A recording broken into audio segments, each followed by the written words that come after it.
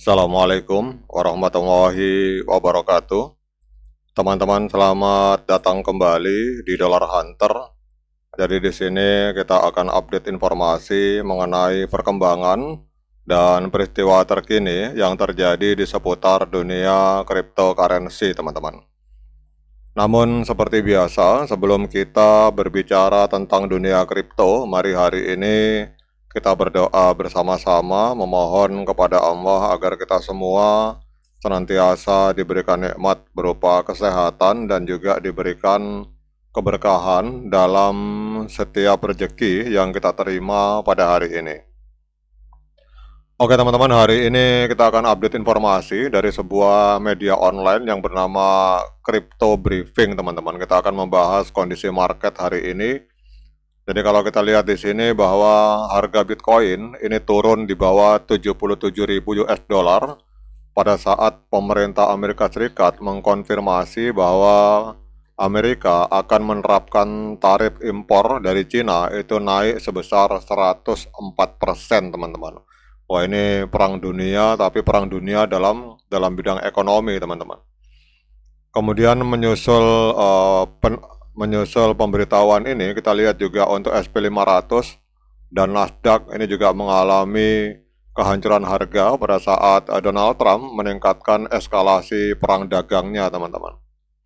Jadi kita lihat bahwa di sini bahwa Bitcoin turun di bawah 77.000 US dollar dan Goldman Sachs ini menyatakan bahwa Amerika Serikat akan menghadapi resesi, teman-teman. Jadi kalau sebelumnya Goldman Sachs ini memprediksi bahwa Amerika Serikat itu akan mengalami resesi sekitar dengan peluang resesi sekitar 45%, namun hari ini ternyata peluangnya lebih besar, teman-teman.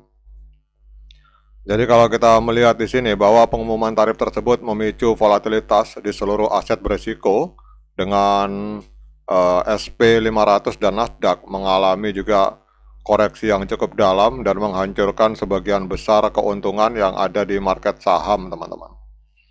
Kemudian kita lihat di sini bahwa Bitcoin juga mengalami penurunan. Jadi kalau kita lihat di sini Bitcoin hancur atau mengalami penurunan sebesar 77.000 US dollar dan ini meningkatkan ketegangan perdagangan yang telah mengguncang pasar global sejak tanggal 2 April, teman-teman. Kemudian pengumuman tarif sebesar 104% ini memicu volatilitas di seluruh aset beresiko dengan SP500 dan Nasdaq sebelumnya sempat mengalami lonjakan sekitar 4%, namun kemudian kembali mengalami penurunan harga dan menghancurkan sebagian besar keuntungan yang diperoleh di market saham atau di pasar saham, teman-teman. Dan Bitcoin mengalami pola serupa, sempat melonjak di atas 80.000, namun kemudian jatuh di bawah 77.000 US dollar, teman-teman.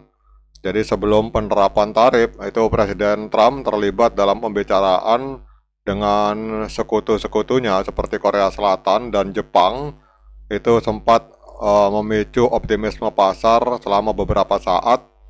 Namun Gedung Putih menyatakan bahwa hampir 70 negara itu telah menghubungi untuk melakukan pembicaraan atau negosiasi dagang, dan Donald Trump menggambarkan bahwa pembicaraan tersebut sebagai proses yang indah dan efisien, teman-teman. Namun meskipun ada negosiasi ini, kemudian dia mengkonfirmasi bahwa tarif 104% pada impor dari Tiongkok itu akan tetap dilanjutkan dan akan mulai berlaku pada jam 12 AM pada tanggal 9 April, teman-teman. Dan kalau kita melihat dari laporan ini bahwa Cina memberikan tanggapan pada hari Senin terhadap ancaman tarif sebelumnya dari Donald Trump dan mereka bersumpah untuk bertarung sampai titik darah penghabisan dan menolak apa yang disebutnya sebagai pemerasan yang dilakukan oleh Amerika Serikat, teman-teman. Sehingga di sini kalau kita lihat sangat sedikit sekali akan terjadi kemungkinan kompromi dengan Amerika Serikat.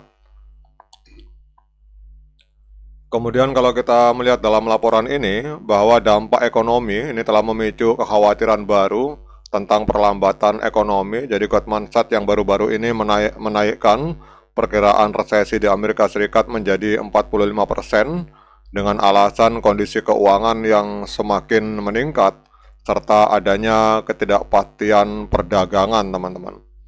Kemudian secara paralel, JP Morgan juga memperkirakan bahwa Federal Reserve akan memulai serangkaian pemotongan suku bunga pada bulan Juni 2025 dengan satu pemotongan di setiap pertemuan dan pengurangan tambahan pada Januari, sehingga batas atas suku bunga ini akan menjadi 3%, teman-teman. Kemudian kalau kita lihat di sini, ada sebuah analisa bahwa banyak para investor yang hari ini berinvestasi di Amerika Serikat ini mulai melarikan investasinya keluar dari Amerika Serikat. Mereka mengarahkan investasinya ke wilayah Eropa dan Amerika Latin, teman-teman. Karena mereka melihat bahwa market Amerika Serikat hari ini tidak menguntungkan dan sangat beresiko serta tidak stabil, teman-teman. Nah, dengan adanya informasi negatif dari Amerika Serikat yang menyatakan perang tarif terhadap Cina, kita akan melihat apa dampaknya terhadap market kripto, teman-teman. Jadi kalau kita lihat di sini, global crypto market ini langsung amblas sekitar 2,2%.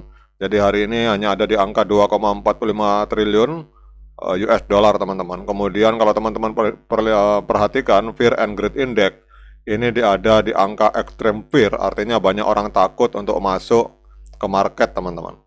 Namun kalau kita lihat untuk Bitcoin ini cenderung masih agak positif karena kalau kemarin di bawah 77.000, hari ini naik ke angka 77.330 US dollar, teman-teman. Namun kalau kita berbicara dalam 24 jam terakhir, ini Bitcoin masih terpukul sebesar 2,31%. Kemudian untuk Ethereum sendiri mengalami koreksi sebesar 5,73%. Jadi diperdagangkan di angka 1.482.000 US dollar, teman-teman. 1.482 US dollar. Jadi ini harga dari Ethereum. Jadi kalau pertanyaan teman-teman apa yang harus kita lakukan pada saat ini? Jadi kalau menurut saya, kalau teman-teman punya aset sebaiknya 50%, kalau memang ada sisa, ya kita bisa investasi di kripto, tetapi saran saya hanya investasi di Bitcoin, teman-teman. Karena kalau koin-koin lain ini kelihatannya agak berat untuk mengalami kenaikan, harus berhati-hati karena kita tidak tahu bagaimana kondisi ke depan. Tetapi kalau misalkan tidak ada dana sisa, memang lebih baik hari ini fokus untuk kita bekerja di dunia nyata, dan saran saya lebih baik untuk sementara kita fokus bermain di airdrop, teman-teman. Karena kondisi market sedang gonjang-ganjing, tetapi kalau teman-teman memang ingin investasi, saran saya kita fokus di Bitcoin saja karena ini adalah aset yang jelas. Atau kalau memang masih mau investasi lagi, ya kita masuk di 10 besar aset teratas, teman-teman. Jadi kalau yang ranking-ranking di bawahnya itu khawatirnya kita tidak tahu apa yang akan terjadi ke depan, namun kita berharap agar semoga perang dagang ini segera selesai, teman-teman. Oke teman-teman, demikian update informasi kali ini. Tetap semangat menciptakan profit di dunia kripto melalui airdrop. Jadi sekian dari saya. Assalamualaikum warahmatullahi wabarakatuh.